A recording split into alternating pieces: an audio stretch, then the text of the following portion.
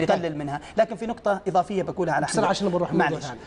موضوع أحمد الفريدي أنا بوجهة نظري أشوفها، أنا لو كان حتى لو إن الفريدي جاي للنصر ولو أنا وضع اتحادي كجمهور اتحاد، أنا أقول من أقدم على عقد أحمد الفريدي أنا أعتبره خائن للاتحاد. من أقدم قصدك الديون؟ لسبب لا، عضو الشرف هذا، خليني أقول لك سالم محفوظ اللي جاب الصفقة، أنا أقول إنه خائن للاتحاد. لأنك سالم محفوظ فينك يوم كان الاتحاد يلعب أمام الأهلي في كأس آسيا، ليش ما دفعت على سوزا يا أخي؟ مش سوزا كان محتاج فلوس ومحتاج كذا؟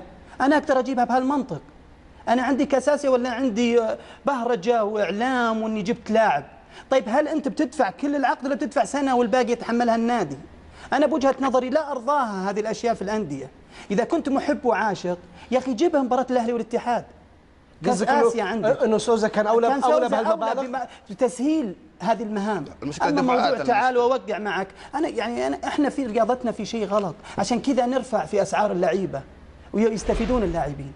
أنا بوجهة نظري أقولها مع احترامي شديد لسالم محفوظ ولأي عضو شرف آخر، لكن في أولويات هذه ما تعلمناها في كرة القدم. بس احنا زي ما كنا نقول أعضاء الشرف اللي يجيبون طائرات خاصة ويطلعون اللعيبة ولا يهتمون بالأشياء الثانية. ايش رايك تسحب كلمة خاين ونقول غير محب؟ يعني اخف الطف شوي. لا انا اقول لك انا مصر، لا انا مصر على انه خاين. لما تكون عندي مباراة دور 4 ومهمة في كأس آسيا ويجيني عضو شرف يدفع لي بعد فترة 30 مليون ولا 40 مليون، وانا مباراة سوزا يعني لاعب مثل سوزا مهم، تجيني ما تحل لي مشكلته قبل مباراة مهمة زي هذه، وين الحب وين العشق؟